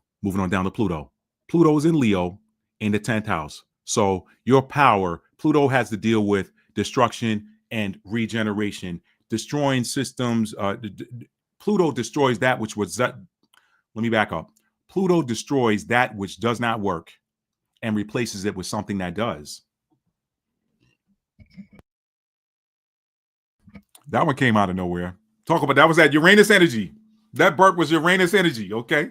Might have been Uranus and Virgo since Virgo rules over the gut. Sudden, unexpected gaseous movements. Y'all don't pay me no mind. It's late. I'm tripping. Okay. So anyway, Pluto is in Leo. So that's the power. That's the energy. The expression of their Plutonian energy is Leo, taking center stage, shining. Leo is the sign of strength. It's about creativity, okay? It is about our passions. It is in that 10th house, which is career, our public image, okay? Building is ruled by, the 10th house is ruled by Capricorn. So it's about building things, building structures. Your Pluto, your energy of your raw power is in the sign of Leo, which in and of itself is a powerful energy. It's in the 10th house, right? So 1948 state should be destroying and rebuilding in the area of the 10th house using Leo energy. But here's the problem. You got Saturn sitting on that 10th house. So you got to deal with that. Your Saturn's in Leo in the 10th house. Your Pluto's in Leo in the 10th house. That's kind of I can't even call that a wash. Those Saturnian restrictions are powerful. They are powerful. So I'm going to say the way Matt's reading this, and if some other astrologers want to chime in and put your take on this in the comments or whatever, it's fine. Just keep it respectful if you disagree. That's all I'm asking. Don't be an a-hole. Just keep it respectful if you disagree with me. I'm spitting it the way I see it. They do not have a positive public image. And guess what? No matter how hard they've tried to change their public image, they have not changed it for the good. If anything, it has gone down. That's their Pluto. Now, their North Node, where was the North Node in? I told y'all the North Node was in the sign of Taurus, and when they were born, when that state was born, the North Node was in Taurus, okay? It's in 13 degrees Taurus. The 13th degree is a degree of Aries. Aries is that impulsive warrior energy, okay? Taurus is the energy of acquisitions. It is that grounded earth energy saying, I'm going to do this my way. Your opinion be damned. The North Node was in Taurus in 13 degrees, which powers it with Aries energy. It's in the 7th house of partnership. Okay. What does that tell me? That tells me that you came here to acquire, okay, to acquire possessions and do so by operating in the energy of partnership. What has that country done since before 1948? Anything it needs to get done, it's got to partner with somebody outside of itself. It's got to get that 13th degree. That's a degree of Aries. Hey, if we go on to war, I'm gonna do it with a partner. All right. I'm going to do it with a partner. It's right there, y'all. It's right there. It is right there. And guess what? It's in retrograde. Now, y'all know what Matt says when I see a North Node in retrograde. When that North Node's in retrograde, somebody didn't do what they were supposed to do the last time they were here. And so they came back to get it right. They came back to get it right. When I see that retrograde in the North Node, that to me says redo. Nah, you got to do this again. Partner with somebody and do the right thing. Get these acquisitions, but you got to do it again. They're acquiring stuff, but here again, you got President Donald John Trump in there. He's like, nah, we gonna. I don't think we can keep investing in you militarily speaking. So that is the natal chart for Israel. Now you can look at Chiron. Chiron is the wounded warrior. Okay, it is what we came here, the energy of what we came here to heal. I look at that sometimes too. That Chiron is in the second house. So there's a wound with regards to acquisitions. The second house is the house of material possessions and acquisitions. It's in Scorpio, okay? So Scorpio is the energy of transformation, death and regeneration, death and rebirth. There's a wound regarding death and rebirth in the area of acquisitions, personal property, okay? We're talking about the state of Israel, 1948 state, as I call them. It's in the second house. Retrograde again, redo. I'm giving that same redo energy to Chiron. Let's do it over. Chiron is the wound. What wounds do we have? What wounds did we bring from a past life? Is this not Rome? That scorpionic energy, 8th house, red, scarlet. Is this not Rome coming back to acquire something that it had a wound? What wound? I lost this land. I lost this land to the Ottoman Turks. We're going to get it back from the Ottoman Turks. We're going to get it back from the Ottoman Turks. And we're going to do it using this Scorpio energy. Scorpio is the energy of secrecy too. I'm gonna move in silence. I'm not gonna show you everything I'm doing. You're gonna see the result of it. Chiron, the wound, is in the sign of, and Scorpio is a healer too. So it's kind of Chiron and Scorpio is not necessarily bad placement, but it's in the second house. Chiron represents the wounds that we bring forward into this lifetime, or wounds from childhood, or wounds that we bring from a previous lifetime. In a previous lifetime, who is 1948 state? Somebody lost their land and they wanted to come back and reacquire it. I know people say real estate is in the 4th house. The way Matt looks at astrology, yes, real estate has to deal with the home. It has to deal with the house, the structure of the house, the family. But when I'm talking about acquisitions to me belong in the 2nd house. So if you are acquiring land, or you're acquiring multiple real estate properties, that to me is a 2nd house activity. That's not necessarily a 4th house activity. Okay. That's just me. Some agree with me. Others have their own opinions. Others put real estate solely in the 4th house. Yes, real estate does belong in the 4th house, but from a single family home standpoint, in my opinion, maybe even if you're talking about multifamily unit, family is the operative word. But when you're talking about acquiring real estate, acquiring lands, hey, I'm going to go buy up rental properties in 5 states. That's a Taurus. That's a Taurian. That's a Taurian energy. That's not really a 4th house. That's to me that not Cancerian. That's more Taurian. Taurus is the bull. It's about acquisitions. Okay, it's about money, material possessions. They're Chiron. They have a wound, a painful wound with regards to acquisitions. That's just me. Possessions. 2nd house is possessions. What did I have that I lost that I got to get back? 2nd house is the house of my stuff. 8th house is the house of our stuff. The 2nd house is the house of my stuff. Okay, so that is Israel's natal chart. And if you go down through the houses, you can see here their second. This is a standard layout for a Scorpio rising. Not Scorpio rising, Libra rising. You got Libra in the 1st house, Scorpio in the 2nd. That's the positive. I typically like most Libra risings. I love the chart because it represents balance. But again,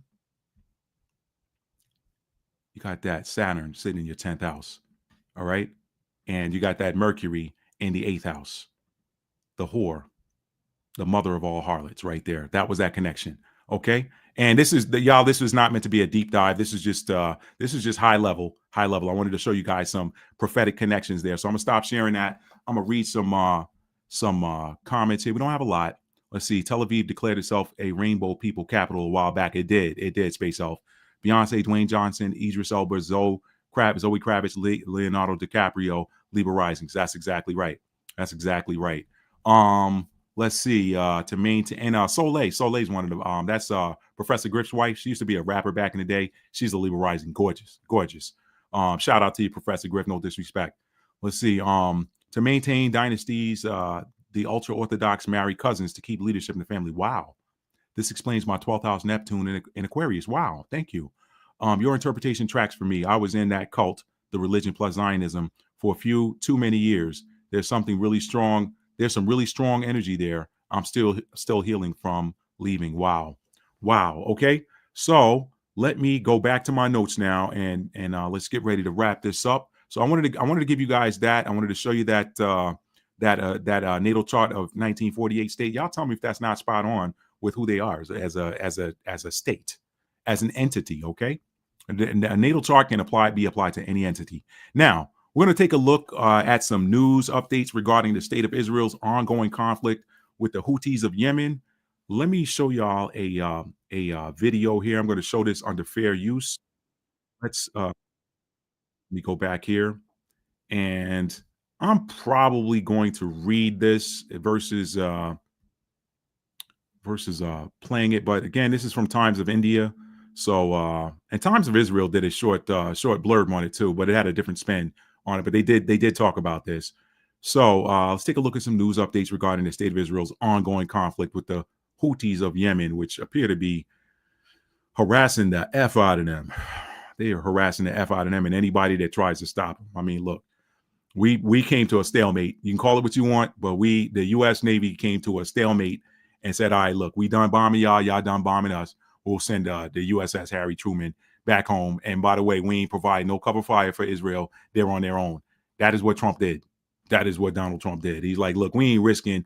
Think about that black eye that would be if the U.S. lost a major vessel, like a destroyer or a freaking aircraft carrier getting sank by these guys because they just don't let up. That I ain't mad at them. I ain't mad at them for cutting the deal and then getting up out of there. That'd be a huge black eye. But we know what happened in the final days of Rome, right?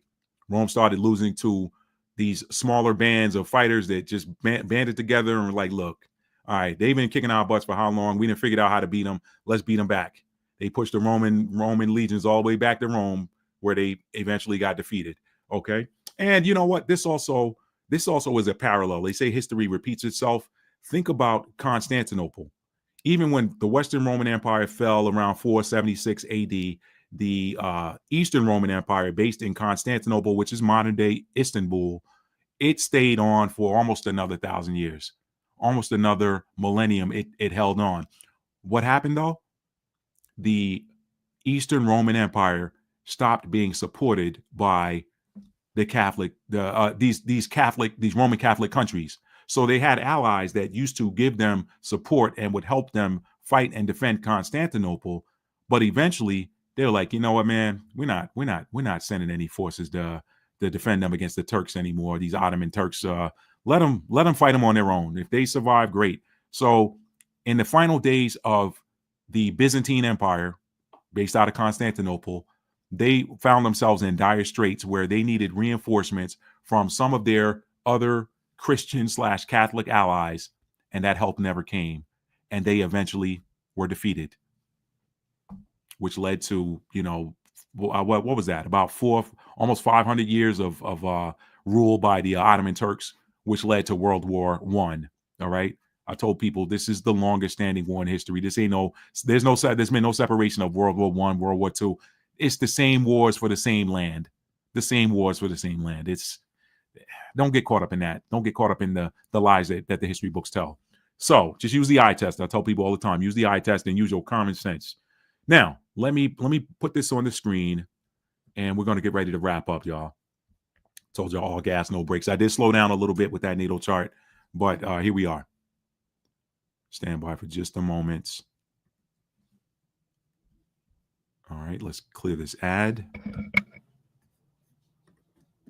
All right. I'm going to put this on the screen and maybe I'll read it. Maybe I'll play a little bit of it. I don't know. This is from the Times of India's YouTube page, and we're showing this under fair use.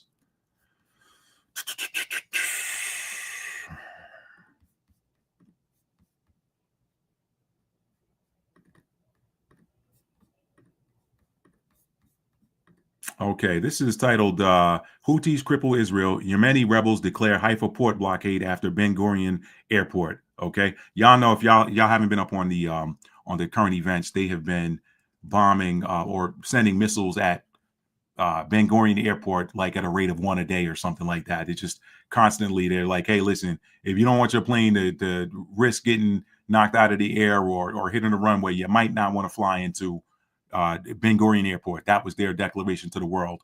They had made a similar one regarding the port of Haifa. So let's play this a little bit. I don't need him talking. Okay, it says here, all companies with ships present in or heading. Oops, let me go back, because I don't want to hear him talking that. Yeah, I don't understand what he's saying. So I'm just going to read it for y'all. All companies with ships present in or heading to this port are hereby notified that as of the time of this announcement, and this again, shout out to the truckers that listen to my channel when you're driving it. Hopefully you're not watching it. Hopefully you're just listening. This is for you guys, okay? And again, this is a YouTube video on from the Times of India's channel. Houthis cripple Israel. Yemeni rebels declare Haifa port blockade after Ben Gurion Airport. Next quote: the aforementioned port has been included in the target bank. They must take into account.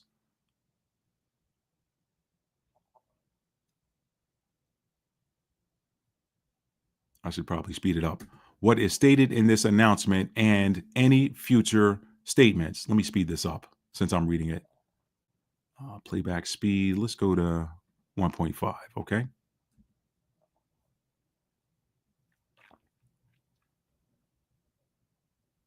Okay, and they're showing you there, you're seeing a rocket. Yemen's Houthi rebels add one more Israeli target to their hit list. Okay. And the next caption reads, after Ben Gurion Airport, Houthis announced blockade of Haifa port. Ships heading to Haifa port must turn back now, the Houthis warn. Yemen's Houthi rebels have declared a naval blockade on Israel's Haifa port. Yo, y'all, these cats don't even have a navy, and they're doing a naval blockade. That's how they moving out there. And they've been bombing Yemen, and they still haven't been able to hit these guys, man. These dudes, man. They listen. When President Trump says no, they're very good fighters. They take a hell of a punch. They do. Look, Look, when the United States military showing respect to these guys, they don't even have a freaking surface fleet. Them guys must know what they're doing. And I ain't even on no fanboy nothing. I'm just telling y'all what it is. I was in the military. You know, it's like boxing. If a dude got a hard punch, you got a hard punch. It is what it is. The strategic Israeli-controlled port is now a new target for the Houthis.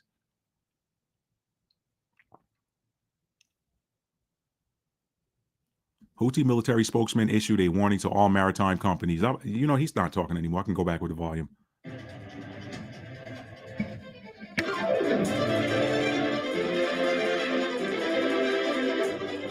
He warned ships docked or heading to Haifa to treat the blockade seriously.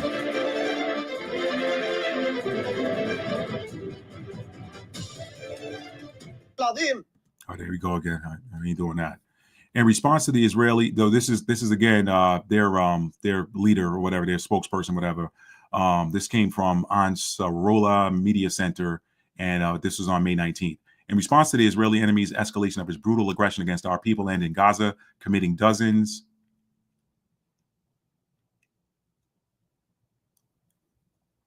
of massacres daily and causing hundreds of casualties in an unprecedented act of genocide, and in response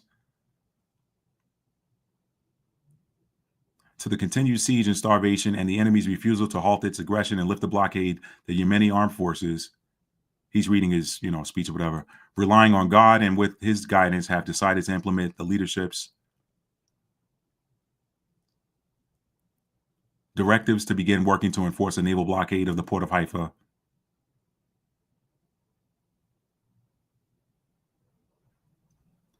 This comes a day after the Iran-backed Houthis warned international airlines. Let me speed this on up so we can get this off of here.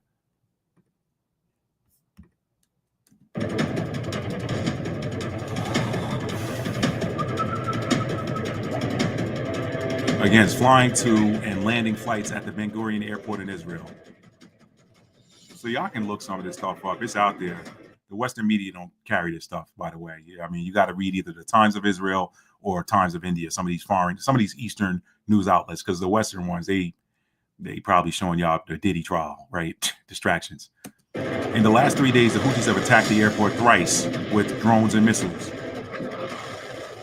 They said that the attacks forced many Israelis into bomb shelters. That's par for the course. Houthis claim their actions are in solidarity with the people of Gaza under siege. They have vowed not to stop escalating the situation until Israel stops the war in Gaza. So they've been pretty consistent since 2023. Yahya Sarri declared that support for the Palestine will continue until Gaza is free. The goal is to pressure Israel to lift its blockade, Yemen's Houthi rebels said.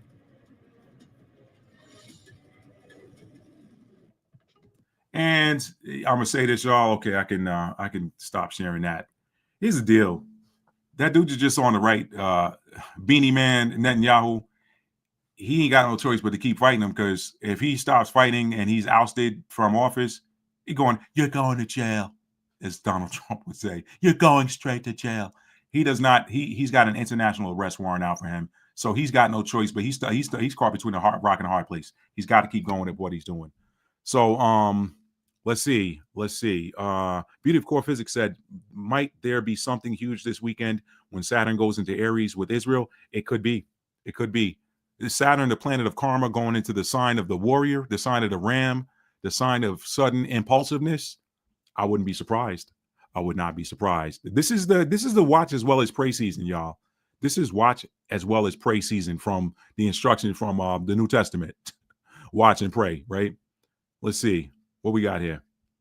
All right, so that was that. And then again, also, let me copy this really quick. Thank y'all for being here tonight. I know it was a late one. And this is, I told you, I'll try to keep it balanced. So let me show you. This is also being covered by the Times of Israel. As you can see here, from the Times of Israel. This was the May 19th as well. Yemen's Houthis vow naval blockade of Haifa port. Yemen's Houthi rebels claim they will enforce a quote-unquote naval blockade of Haifa port, warning that ships heading there are now targets. The Houthis will quote begin working to enforce a naval blockade of the port of Haifa, end quote, says military spokesman Yahya Sarri. Quote, all companies with ships present in or heading to this port are hereby notified that, as of the time of this announcement, the aforementioned port has been included in the target bank, end quote. The Houthis have claimed a similar blockade of Ben Gurion Airport, but have not come close to such a goal, even in light of a recent missile attack on the airport that caused a slew of foreign carriers to cancel their routes. So that is the Times of Israel, and this is why you want to get multiple sources, because different outlets cover it differently, or they'll spin it differently. So now that is it. I've got one more bullet point, you all, and we're going to wrap up. I'm going to review some pre-Christ or some BC era prophecies regarding the land and the modern state of Israel. Some of these are redundant if you guys have seen, watched my channel before, but we're going to do it. We're going to do it because all of this ties back into that natal chart and that prophecy from Revelation chapter 17. Alrighty, let's go here. Y'all have heard me read this one before, but I'm going to do it again.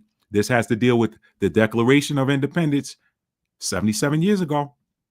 This is why Micah chapter 4. Who knew, y'all? Who knew that Micah chapter 1 Micah chapter 1, an ancient prophecy would foretell the declaration of the modern state of Israel. And they told you why they did it, right? Anybody want to put in the chat why the modern state of Israel was declared, why they say they declared it? Anybody want to put that in the chat? Why they felt that the quote unquote, well, you know what, don't worry about it. Let me just read this so we can get out of here, okay? I'm gonna share this to the screen. If you want to do that, you can. It doesn't matter. I don't want to tell you not to do it. If you want to do it, you can. All right. Let's make sure this is sharing. It is. This is Micah chapter 1. I'm going to read maybe down through where is it? Or is it the 4th chapter? I've done this before. Hang on a sec. Is this the one? Or is it the 2nd chapter? No, it's Malachi. I'm sorry. Y'all said Micah. It is Malachi. My bad. Let me correct that.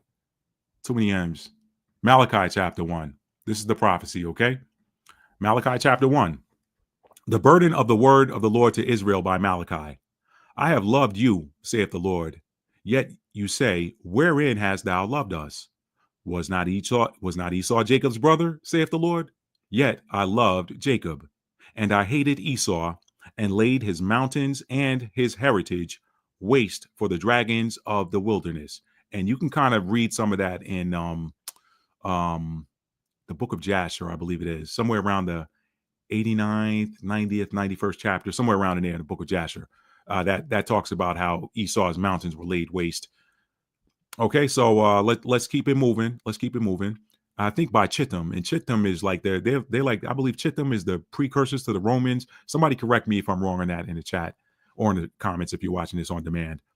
Verse 3 again. And I hated Esau and laid his mountains and his heritage waste for the dragons of the wilderness.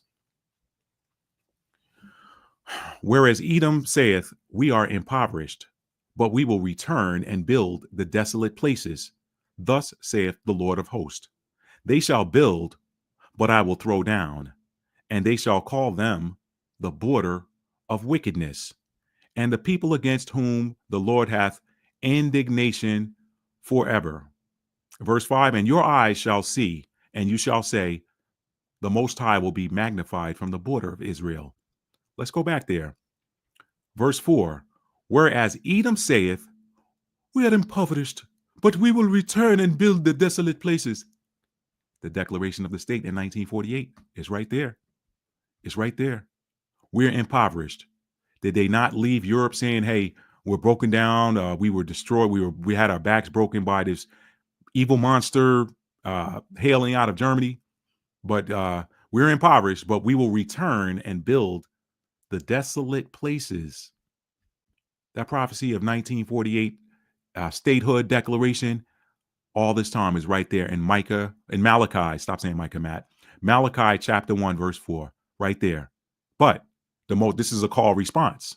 This is a call response. For those of y'all that are used to military cadence singing, or for those of y'all that are used to call response singing or chanting in church, whereas Edom saith, we are impoverished, but we will return and build the desolate places. Thus saith the Lord of hosts, the Most High. They shall build, all right, but I will throw down. And they shall call them the border of wickedness, the people. They shall call them the border of wickedness, and the people against whom the Lord hath indignation forever. Let's go back here. The border of wickedness. They shall call them the border of wickedness, and the people against whom the Lord hath indignation forever. Let's go back here.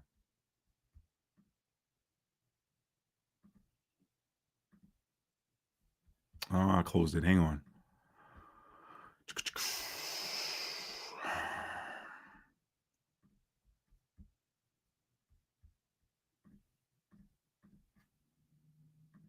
Oop, 1600.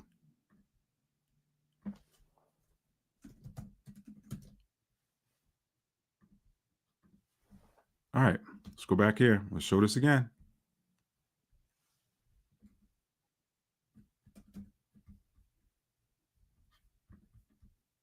Let's read that one more time. Whereas Edom saith, we are impoverished, but we will return and build the desolate places. Thus saith the Most High. They shall build. Yeah, they're going to do that. But I will throw down. And they, the people from around the world, shall call them the border of wickedness, and the people against whom the Most High hath indignation forever. This goes right back to this. Y'all don't get mad at me. I'm just reading the astrology. Okay. For those of y'all from 1948 state, you can get mad at them. You take that up with management. Take it up with management. Like, y'all were the ones that gave birth to that state at 1600 hours on 12 May 1948. I didn't. All right. Don't get mad at me. I ain't the baby daddy. I ain't the baby daddy. Right here. Right here. The people, let me read it again. I'm not going to put it on the screen. They shall build, but I will throw down, and they shall call them the border of wickedness, and the people against whom the Most High hath indignation forever. That goes right back to this Saturn sitting in the 12th house. You ain't gonna have no. See, now, again, y'all put this together. Put this together. That prophecy was written how many hundreds of years, or if not that? No. Back up, Matt. That prophecy was written millennia before the declaration of the state of Israel. It was written millennia before the declaration of the state of Israel. Whereas Edom saith, we are impoverished, but we will return and build the desolate places. Thus saith the Lord of hosts. Whereas Edom saith, we're impoverished, but in 1948, we're going to read the Balfour Declaration and return home and build the desolate places. Thus saith the Lord, they shall build, but I will throw down. And they shall call them the border of wickedness, and the people against whom the Most High hath indignation forever. Right here, when that state was declared, Saturn was sitting in the 10th house. The 10th house is your public image.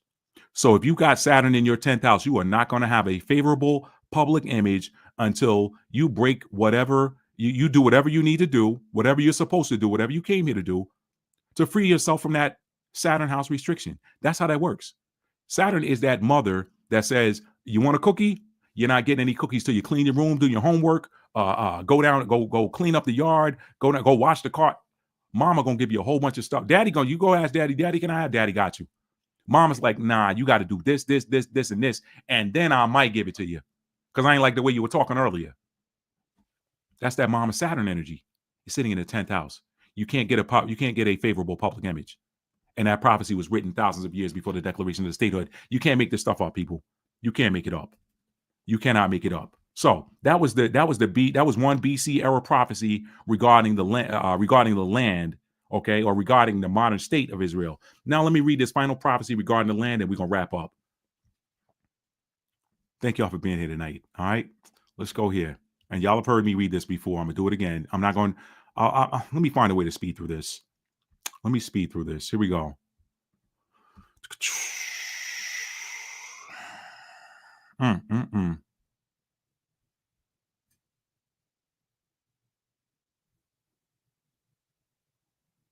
Okay, let me pick up. I'll just read verse 1 through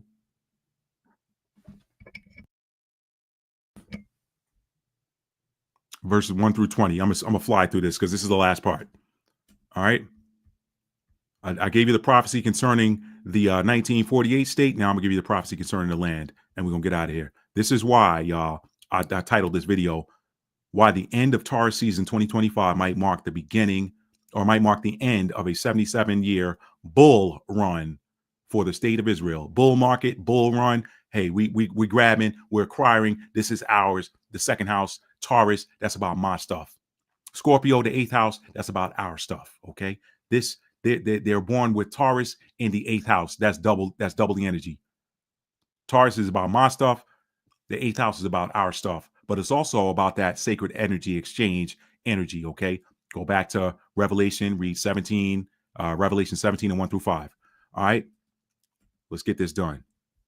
Last part, fam, and we wrap it up. All right. Here's the other prophetic scripture. This comes from Baruch chapter 4. I'm gonna speed through it. This is the book of the commandments of God and the law that endureth forever. All they that keep it shall come to life, but such as leave it shall die. Turn thee, O Jacob, and take hold of it. Walk in the presence of the light thereof, that thou mayest be illuminated. Now, 1948 state supposed to be Jacob, but pay attention. Listen, incline your ear. Okay. Verse 3: Give not thine honor to another, nor the things that are profitable unto thee to a strange nation. Remember what I read to y'all in the live stream 2 nights ago, where I was saying, hey, it might benefit Traore to read these passages of scripture. Remember all of those scriptures I read where when Moses was laying down the law, he said, look, if you go over here, if you do this, if you give these things, you do this stuff with these nations, it's going to be for a snare and a trap. That brings you right back here to verse 3. Give not thine honor to another, nor the things that are profitable unto you to a strange nation. Rome, Edom. Verse 4, O Israel, happy are we, for the things that are pleasing to God are made known unto us. Keep going, Matt. Be of good cheer, my people, the memorial or the remnant of Israel. The remnant. You were sold to the nations, not for your destruction, but because you moved the Most High to wrath. You were delivered unto your enemies. When did the predecessors or the forebears or the ancestors of 1948 state, when were they ever sold to anybody? Verse 7, for you provoked him that made you by sacrificing unto devils and not to your power. You have forgotten the everlasting power that brought you up, and you have grieved Jerusalem that nursed you, the land. For when she saw the wrath of the Most High coming upon you, she said, hearken, O you that dwell about Zion. God hath brought upon me great mourning. The land saw what was coming. Told y'all land is alive. Verse 10, for I saw the captivity of my sons and daughters, which the everlasting brought upon them. With joy did I nourish them, did I give them my fruit, but sent them away with weeping and mourning. Let no man rejoice over me, a widow and forsaken of many, who for the sins of my children am left desolate of them. Okay? Am left desolate of them. Let me stop something. Let me stop this for a second. We go back here. Am left desolate. Am left desolate. Verse 4, Malachi 1 and 4. Whereas Edom saith, we are impoverished, but we will return and build the desolate places. Y'all learn how to put this stuff together. It's right there for you. It's right there for you. Learn how to put it together. Verse 12 again, let no man rejoice over me, a widow, and forsaken of many, who for the sins of my children am left desolate, because they departed from the law of the Most High. They knew not his statutes, nor walked in the way of his commandments, nor trod in the paths of discipline in his righteousness. Let them that dwell about Zion come, and remember you the captivity of my sons and daughters, which the everlasting had brought upon them. So this is the land saying, hey, if you're around Zion, you can come, but remember the captivity of my sons and daughters, which the everlasting had brought upon them. They're not here. So it's like, if you dwell in the body, you can come, but remember the captivity of my sons and daughters. Don't claim this as yours. This ain't your it ain't. This ain't your land. It's right there. Verse 15. For he had brought a nation upon them from far, Rome, a shameless nation, and of a strange language, Latin, who neither reverenced old man nor pitied child. Y'all know what they did when they finally broke through them walls of Jerusalem. They gutted everybody with the sword and spear. No regard. Verse 16, these have carried away the dear beloved children of the widow, and left her that was alone, desolate, without daughters. Desolate without daughters. Can't even reproduce your own offspring on that land. Verse 17, but what can I help you? For he that brought these plagues upon you will deliver you from the hands of your enemies. That's on deck. It's knocking on the door. Verse 19, go your way, O my children, go your way, for I am left desolate. I have put off the clothing of peace. This is the kicker. I have put off the clothing of peace and put upon me the sackcloth of my prayer, and I will cry unto the everlasting in my days. I have put off the clothing of peace. I have put off the clothing of peace. Baruch chapter 4, verse 20. I have put off the clothing of peace. Has that place been at peace since 70 AD? I'll put that in the chat. That place ain't been at peace. If it has been at peace, it's been at peace for like 2 years, and then they right back at it. One more time. I have put off the clothing of peace and put upon me the sackcloth of my prayer. I will cry unto the everlasting in my days. Be of good cheer, O my children, cry unto the Lord, and he will deliver you from the power and the hand of the enemies. For my hope is in the everlasting, that he will save you. And joy is come unto me from the Holy One, because of the mercy which shall soon come unto you from the everlasting, our Savior. For I sent you out with mourning and weeping, but the Most High will give you to me again with joy and gladness forever. Let's cross-ref that. For I sent you out with mourning and weeping, but the Most High will give you to me again with joy and gladness forever. Let's cross-ref that. Malachi 1 and 4, whereas Edom saith, we are impoverished, but we will return and build the desolate places. Thus saith the Most High, they shall build, but I will throw down, and they shall call them the border of wickedness, and the people against whom the Lord hath indignation forever. The border of wickedness. That's that public image. They shall call them the border of wickedness, Saturn in the 10th house. Let's go back. Wrapping up. Verse 25. Like as now, the neighbors of Zion have seen your captivity. The people around there saw them. They saw what the Romans did. They're like, damn, man, they Romans fucked them up, man. They gone, y'all. They gone. So shall they see shortly your salvation from our God, which shall come upon you with great glory and brightness of the everlasting. Brightness. Y'all see what the sun is doing lately? Y'all stay with me. Like as now the neighbors of Zion have seen your captivity, so shall they see shortly. What did that Egyptian president say in 1968, 69, somewhere around there? He said, you left here one way and came back another way. Sorry, but we cannot accept you. I'm going to leave it at that. Y'all know that quote. I ain't trying to dig too deep on that. Y'all know how this platform is. They funny. Like as now the neighbors of Zion have seen your captivity, so shall they shortly see your salvation from our God, which shall come upon you with great glory and brightness of the everlasting. Shortly shall they see your salvation.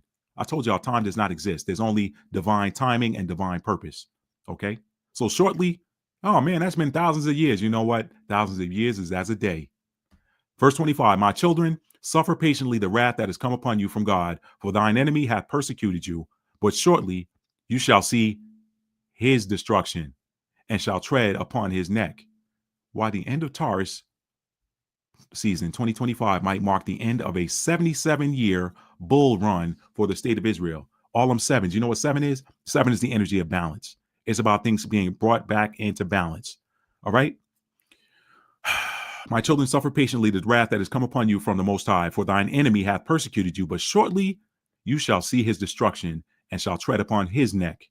My delicate ones have gone rough ways and were taken away as a flock caught of the enemy, a whole flock. Be of good comfort, O my children, and cry unto the Most High, for you shall be remembered of him that brought these things upon you. For as it was your mind to go astray from God, so, being returned, seek him 10 times more. For he that brought these plagues upon you shall bring you everlasting joy with your rescue. Salvation there, rescue. Take a good heart, O Jerusalem, for he that gave you that name will comfort you. Miserable are they that afflicted thee, and rejoiced at thy fall. Nottoway Plantation. Miserable are they that afflicted thee, and rejoiced at thy fall. Verse 32, miserable are the cities which thy children served. Nottoway Plantation, just the beginning. Miserable is she that received thy sons. I told y'all, go watch 2012. It's about to go down. For as she rejoiced at thy ruin and was glad of thy fall, so shall she be grieved for her own desolation. Lord, have mercy. For I will take away the rejoicing of her great multitude, and her pride shall be turned into mourning. For fire, go watch 2012. That's what I said in the last live stream. Go watch 2012, the movie. For fire shall come upon her from the everlasting, long to endure. They trying to show y'all the okie doke, showing you a giant tidal wave. That ain't what it says right here. For fire shall come upon her from the everlasting, long to endure, and she shall be inhabited of devils for a great time. O Jerusalem, look about thee toward the east, and behold the joy that cometh unto thee from the Most High. Lo, thy sons come, whom thou sentest away.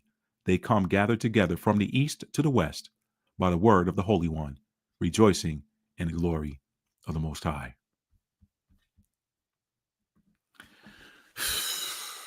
Read some comments and wrap it up, y'all. Read some comments and that's it. Why the end of Taurus season with all of this 7 energy might mark the end of a 77-year bull run for the state of Israel. I read the natal chart, y'all. A lot of double talk with that Mercury in Gemini. A lot of double talk. That sun in Taurus in the 8th house. Babylon the Great, the mother of all harlots, right there. Boom. 8th house, high vibrational 8th house energy is transformative. Low vibrational 8th house energy, destructive and harlodious. I know that's not a word, but y'all get it. All right. That Mercury again in the 8th house. Mercury's in the 8th house too. A lot of double talk. All right. High vibrational is transformative. Low vibrational is destructive. A lot of double talk leading to destruction there. All right. I ain't gonna redo it. I'm out, y'all. Let me get ready to wrap this up. Thank y'all for being here. I'm gonna read some final comments and then we're gonna get up out of here. Thank y'all for being here tonight. Let's see. Let's see. What did I drop off? Space Elf said to maintain dynasties, the ultra orthodox. Oh, I got that. I read all of that. Beauty of course said, might there be? Yeah, I read that. Let's see. Thank you. Late for me and I'm in Cali. Got you. Thank you, Beauty of course, for physics for being here. Let's see. With people losing their jobs and homes, I hope people are gathering supplies. Faith Ziegler. Yeah. Oh, that's my Saturn. Space Elf. Okay. Chittim is Rome, son of Esau. That's exactly right, Faith. Devil talk. She didn't say double talk. She said devil talk. The mob at work. Yo, that's all the comments, family. Listen, thank y'all for being here tonight. Thank y'all for jumping on here late. I know I don't typically go live late, but I had to. I told y'all I had to go out of town to play a tennis match tonight, and I knew I was going to be late getting back. So they gave me a little bit of lead time to get cleaned up for y'all because y'all ain't want to see me with a shirt sticking to me. All right, that's not a good look. That's not a good look. So that's all I got, family. If you have not done so already, on the way out, please tap that like button for me. And if you are new to the, how is that still on the screen there? Hang on a second. I got to get that off of there. Hold on. Wait a minute. Thank you for me. I'm in Cali. I got to get that off the screen. Hang on. Beauty of Core. Why is that still on the screen?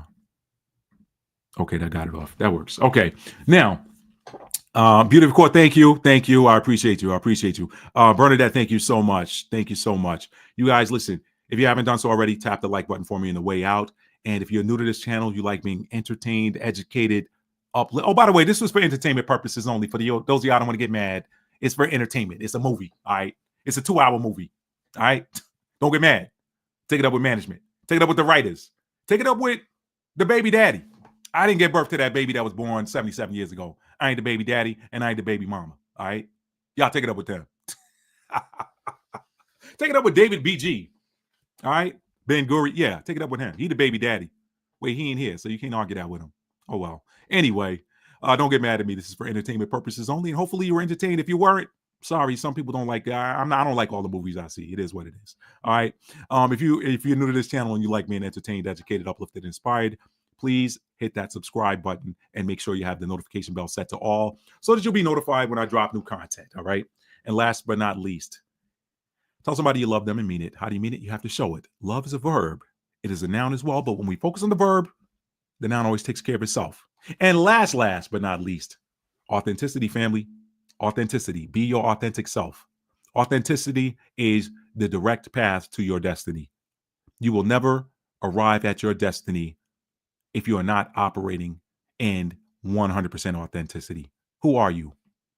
If you don't even know who you are, how's anybody else going to know? You got to do it. Be authentic, all right? When you operate in the energy of authenticity, you will eventually come into alignment with your higher self, which is perfect. Your higher self is perfect. Don't let anybody tell you different.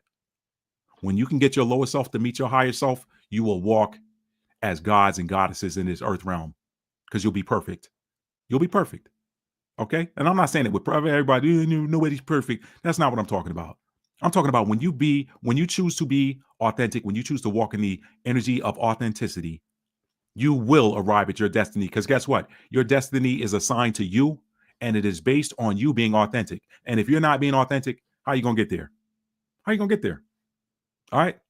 How are you going to get there? You can't. You have to be authentic. Nobody can be you but you. You know what that means? That also means that you can't be anybody else. That's all I got. All right. You guys are welcome. Thank you all for being here tonight. Thank you for the compliments. You all have a great night and enjoy your week. Until next time, family. Peace.